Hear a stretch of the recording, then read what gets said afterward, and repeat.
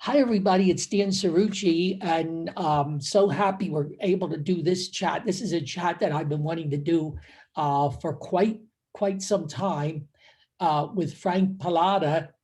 And Frank, I'm so glad we're able to get together. Thank you. It's really great to be here, Dan. Thank you so much for having me.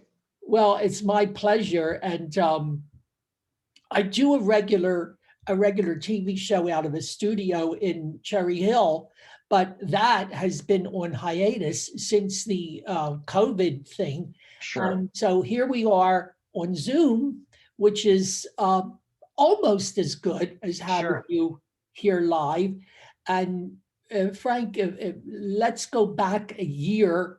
A Mhm. year ago at this time, around this time, the whole situation in the country, the political climate and so forth was so different. And this Sure. was the time of the big rally, the big Trump rally in Yeah, Wildwood. Do you remember that? I do. I do. You were there? I was not there. I was there. I was starting to do some very early getting out and doing some meet and greets in the early part of the year, but it took the state by storm. Oh my God. And a lot of people were so shocked uh, that the president came to New Jersey.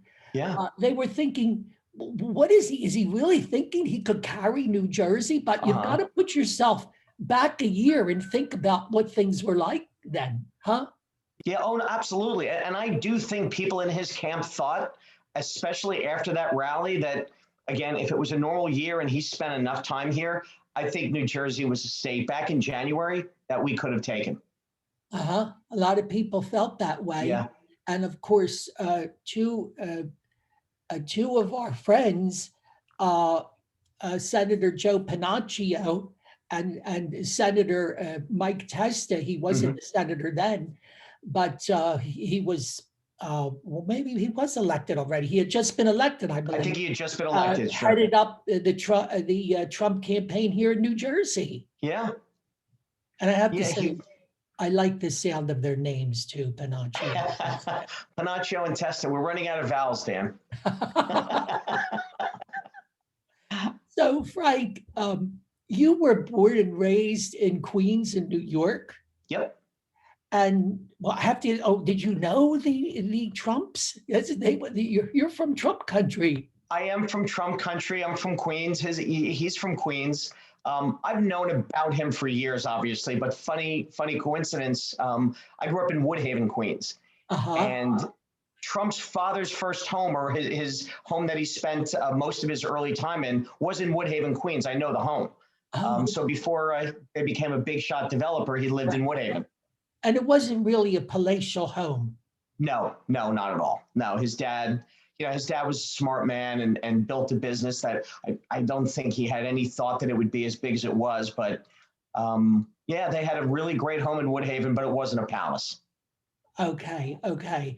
Because I think a lot of people they thought, that Trump was came from money, and that's all he knew was money. And Yeah, in fact, the story of the family is one of self-made business yeah, people. sure. So, And Frank, yeah, go ahead. I was going to say it's his father obviously built a great business, but a lot of people have said also early on when Trump was getting in that his father handed him a fortune. Obviously his father handed him a business that did well and certainly was a large business, but he built that business into a monster international company, which is what it wasn't. So I got to give both the father credit for instilling that work ethic in his family, and the Trump family for taking the ball and running with it. Okay, and you have been a supporter of Donald Trump. I have been. I'm a supporter. You and I talked about this earlier. I've always been a supporter of those policies. He's a free market capitalist. He's conservative. And right from the beginning, and look, when you hear Trump for a couple of decades, what I hear is Queens, New York, and I hear confidence and a little bit of pomposity. But I look beneath that. I look beneath his policies and the people, Dan, that he brought into the administration, like Stephen Mnuchin and folks like that. And you knew by the people he was bringing in early on that his focus was going to be on the economy. And that's what he knew well. And, you know, while there are certainly some stylistic differences that billionaires, successful billionaires have that I don't, you know, I know Twitter. I wouldn't play in the same space as the president on Twitter, but the man was successful in getting his messages out. But the policies that he put forth for the party were extraordinarily successful, not just for the U.S., Dan, but globally. I think what he did put the United States in a better position. And I think a strong U.S., a strong economically viable U.S. is always good for the global economy as well. Absolutely. Why shouldn't America lead? Why? Sure, America first. I think that makes sense. Take a back seat in any realm. Why should we take a back seat in any realm? Now, Frankie said he knew a lot about the economy. You know a bit about the economy. Your background is in finance. Yes, sir. And was it something you were always interested in? You know what? No. I mean, when I first went to St. John's University, I enrolled in their School of Pharmacy. My mom was a nurse. I think both of my uncles, at least one of them, were pharmacists. And I thought, you know, that's a cool field. Let me go into it. And as I started through my first year and I got through my first torturous semester of organic chemistry, I decided it's probably not the best thing. So while I was still enrolled in school, I was looking for a job. I wanted to do something different and got a job on Wall Street. And the world of finance just fascinated me.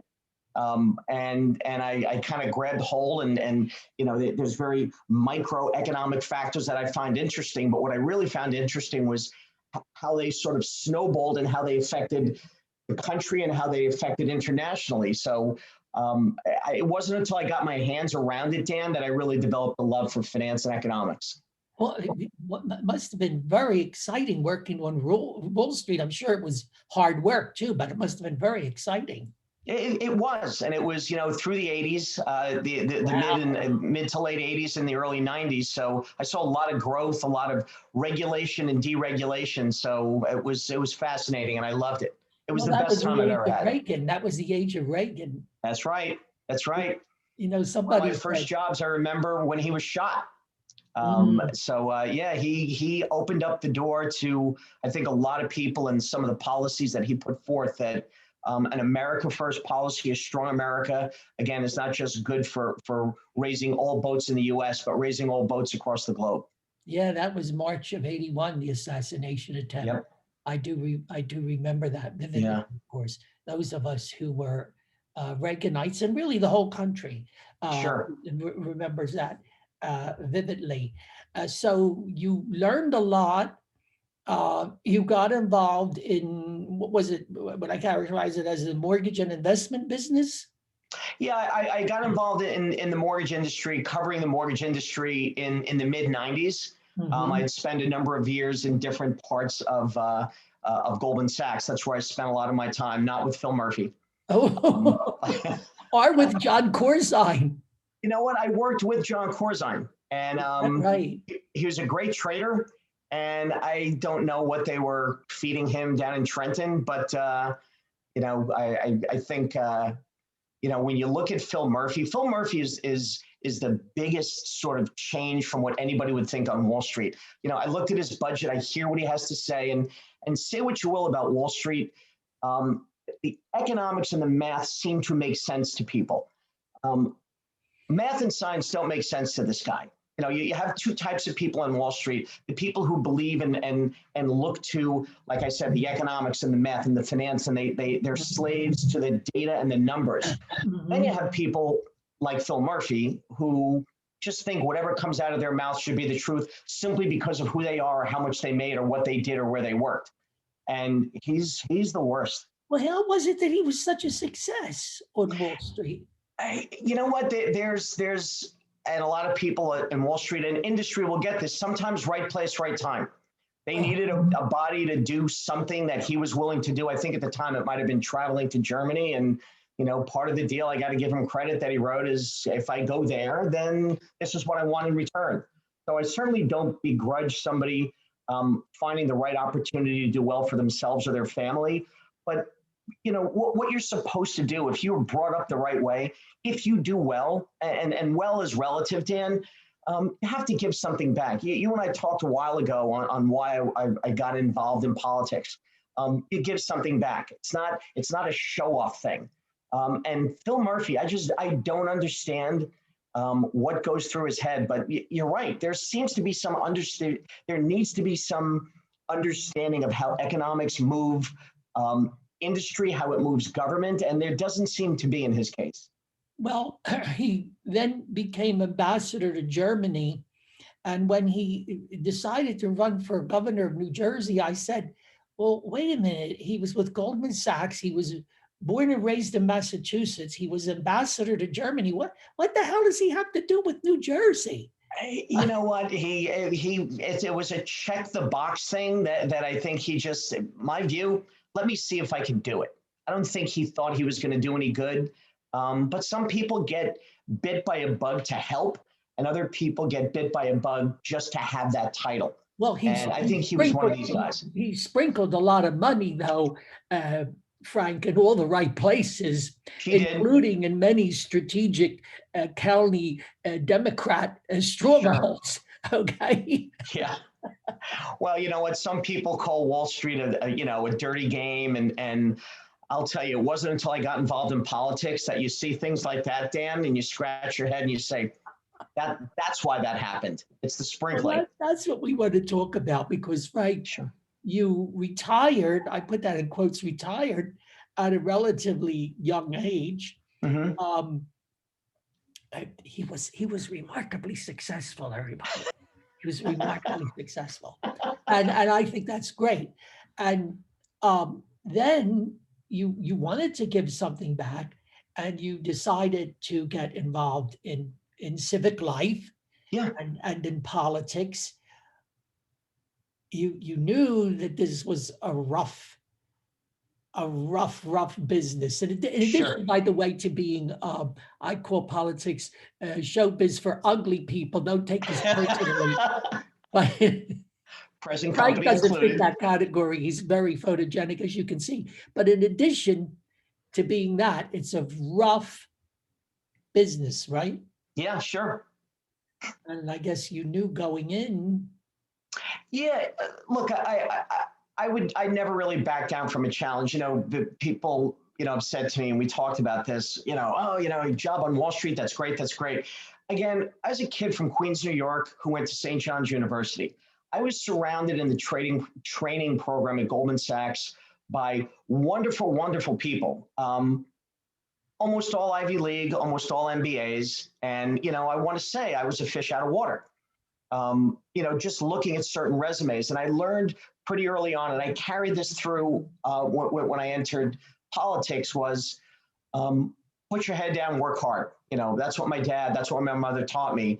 And let your work ethic, let your successes do the talking for you. And, one of the early successes that I had when I went through the training program was we went through that first stock market, not the 1929 one, the one from 1987.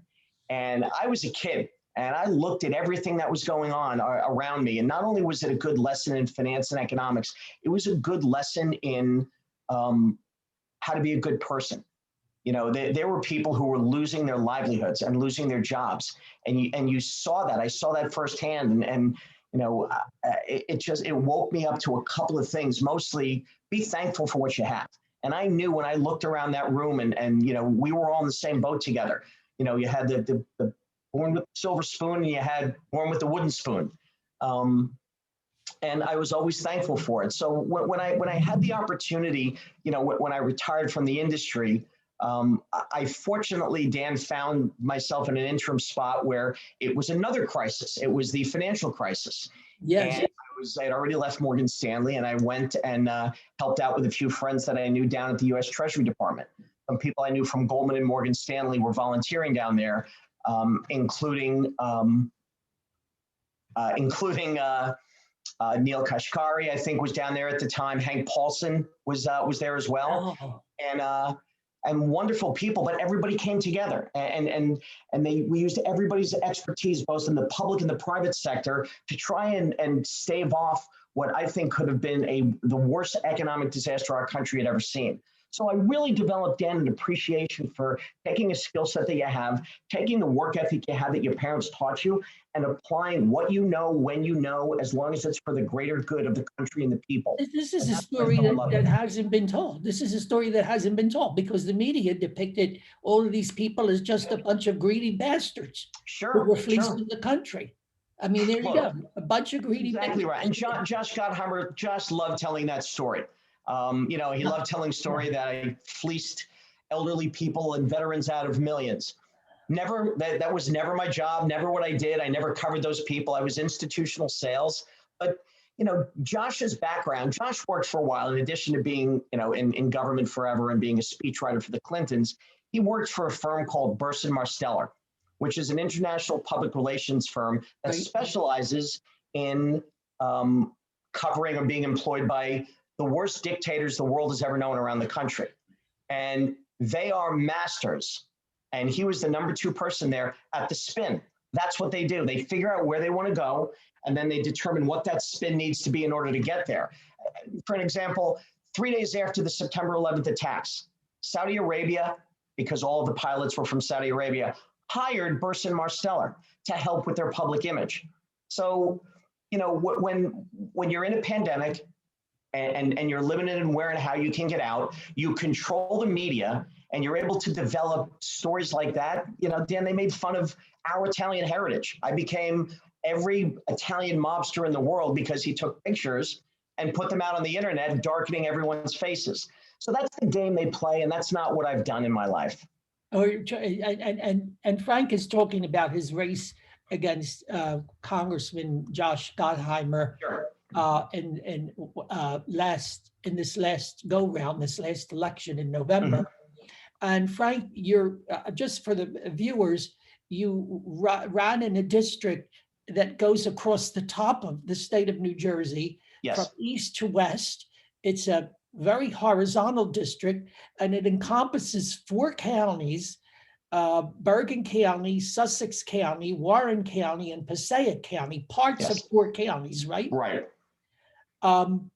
Now, you did very well in 3 of the 4 counties, mm-hmm. that being Passaic, Sussex, and Warren. Right. But Bergen is the giant there. Sure. And that's where Gottheimer basically won the election. Did I get this right? No, you did. You did. Bergen County is about 72% of the District 5 voting population. Right. And there was a time that Bergen County was a solid Republican county. In fact, mm-hmm. I remember elections in New Jersey when the Democrat, statewide elections, when the Democrat would be leading, and it looked like the Democrat was going to win, and then Bergen County would come in, mm-hmm. and the Republican would win after all. Yeah. It was Bergen County is big, and it was, how the hell did Bergen County become Democrat? Again, we talked about this. I look at the data, I look at the history, and I go there. And look, I think leadership in any organization, when the stock price of a company goes down or a company doesn't perform, you need to look at leader. I'm not talking about current leadership and extended leadership, and not just the Bergen County level, but also at the township levels, because you don't lose at the Bergen County level. You lose the individual towns little at a time. I think that was a lot of the problem.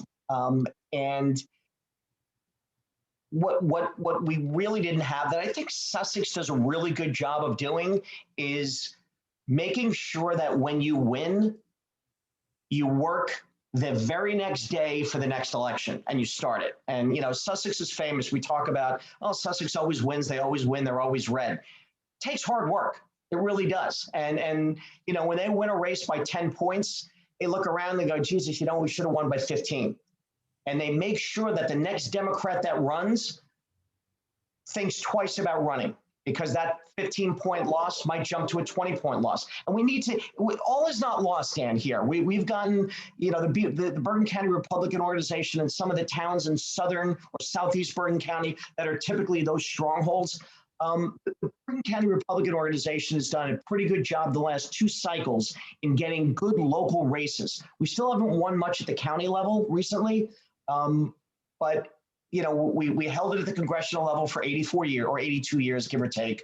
We're starting to take towns back again. So I think people, and you've lived through this, Dan, right? I saw the cycle of Watergate go to Jimmy Carter, and then people wanted the peanut farmer, and all of a sudden they said, you know what, we've had it. We went to Ronald Reagan, we had great successes, and then we said, you know what, we want the cool guy, we went to Bill Clinton, then we went to Bush. So in that cycle, I think Bergen County is at the point now where you look across the river and there are cars and buildings burning through the riots last summer in New York City. You look across the state in Portland, 120 straight days of riots. And I think if you're an independent, if you're somebody even who's a right-leaning Democrat who has a reasonable train of thought, that's not who we are in this country. And you need to look at our leaders, both at the local, the state, and the federal level, to say, I don't like this. I don't like what's going on. And that's really what I ran on, Dan, is I represent you. I'm who you are. My alarm went off at 5:30 in the morning, just like everyone else's. It still goes off at 6:30 in the morning. Bergen County, you talked about this, is a wealthy district, but it's not generational wealth. It's both parents have to work wealth.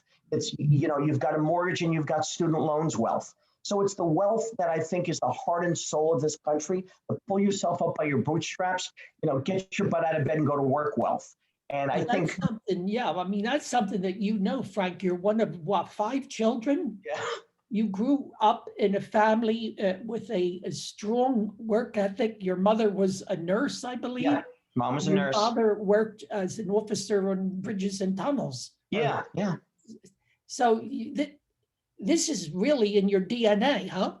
Oh, yeah. Look, one had to work days, one had to work nights because we didn't have a nanny to take care of anyone. So they had to make sure, when Dad worked midnights and he came home after a midnight shift, we knew we had to be quiet for Dad because he worked, and then Mom went off to work. So you knew the value of a hard day's work and putting food on the table. And we never thought about, there was meat on the table and steak, and we always went out. We went on vacation, but it took me until I got my first job that I realized when I looked at my paycheck and I said, how the hell are my parents doing that with 5 kids and a dog and a house in Queens, New York?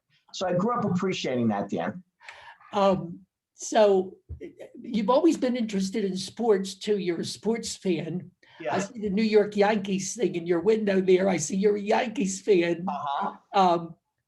Has sports been a big factor? I know you were active with your kids in sports. Mm-hmm. Has that been a big factor in teaching you, let's say this last race that you lost, it's all teaching you how to win and how to lose? Sure. The competition.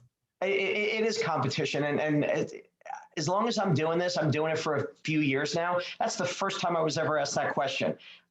It did instill in me not just the competitive nature, but this is key. When the Yankees lost, I think in '95, they found out why they lost, and they went out and they started to fix those areas that needed. They were okay at short, but they needed to fix here. The bullpen was okay, but they needed good starting pitching, and that's what you do here. That's what I did in my industry. That's what I did in my startup. And in politics, it's the same thing. You dissect, you reverse engineer, not just your losses, but your wins as well to see how you can do better. So, we are going back. The team is important, not just the team that you get on the field with, but your campaign team. My campaign manager, Kelly Hart, she knows how to win. She knows how to build a team. Our team was from every county. Our team was from all over New Jersey because I wanted different perspectives. I wasn't looking for yes men. And, I looked at organizations like the New York Yankees. I'm a Steelers fan. And, they're one of the best run organizations in football. Yeah, the Rudy family, yeah. Yeah, so it's not just about you as a candidate. It's about the team you surround yourself with, because you've got to deliver your message to Democrats, Republicans, and independents. And they all have to say, geez, I like that guy. I like what he represents. Frank, you put a lot of your own money into this last campaign too, but you're talking like a guy who might be interested in running again. What's the story here, Frank? You know what? I will absolutely stay involved. I haven't made the decision. I will tell you the first few phone calls that I got after the race, and I think as you remember, on the night of the election, we were down by 17 and a half points. And I scratched my head and I looked at all of my models and our projections and said, we didn't have those numbers. And my campaign manager, she was smart. She said, look, Republicans vote later. So you looked at the drop boxes and you know that when the votes were counted on election night, they didn't get to every vote. They didn't get to the last, I think, 6 or 7 drop box days. So we ended up closing the gap to about 7 points, which was very impressive. But that prompted a number of calls out of DC who kind of told me, you know, you should be proud of this race. And, you know, I'm licking my wounds and I don't enter races to come in second. And they said, no, you don't understand, Frank. We didn't know you in DC in July. You know, I won my primary by 19 points against 4 people with 52% of the vote. And I was an outsider. I'd never run for dog catcher. And that impressed them. They liked our campaign. They liked what we represented. It was difficult to run this race through the summer with all the COVID restrictions that we had. Terrible, because you just strike me as a real people person. You want to get out there, you know, pressing the flesh. I can just imagine what it must have been like for you. It was the best time I had getting out, Dan, and talking to the people and looking in their eyes when you say something that resonates with them, something that makes them walk away in terms of the person next to them saying, that's not the answer I expected. I expected some, let me get back to, or the new press secretary, let me circle back on you. But no, this job is about helping people. That's it. And the minute you forget the voters, go find another profession. And that's really where I stand. So to answer your question, the phone calls I got from Washington was, we didn't know who you were in July, and you came within 7 points of somebody who spent 25 years here, who's like this with the Clintons, who raises 80% of his money from outside the state of New Jersey. Very embedded, and you came within 7 points of this guy with $3 million, and a chunk of that was your own money. So I think they want me to run again. We flipped 12 seats. And I know that the NRCC and the RNC are focused on getting the House back. And the math on a second run is generally good. My team and my wife mostly are going to help me make that final decision, Dan. But I want to help, whether it's in front of the camera or behind the camera. I'm certainly interested in making sure that we take this state and this country and starting with the district back again. Oh, I'm so glad to hear that. Frank, this has been a wonderful chat. I'm so glad we had the chance to do it. I'm going to put this up on my blog right after we're done here, and I'm going to put it on Facebook and Twitter. I invite you to do the same. I'll send you the link to it.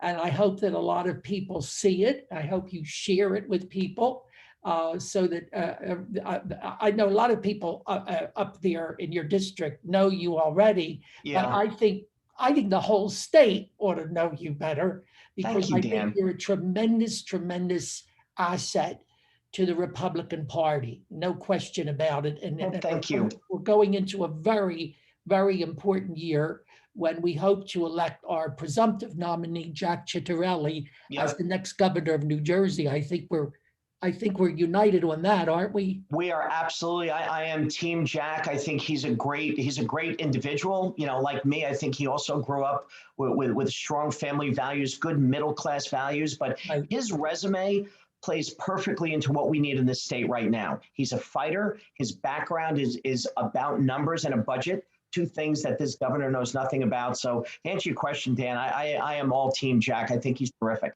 Great. Well, I'm sure we'll be talking again, Frank. Thank you so much for taking time with us this evening, and hang in there. Okay, I appreciate it, Dan, and thank you and your listeners so much. What you do is great. I love these interviews, and I can't wait to do the next one. You have a good night. Thank you. Thank you so much. You too. Bye. Bye.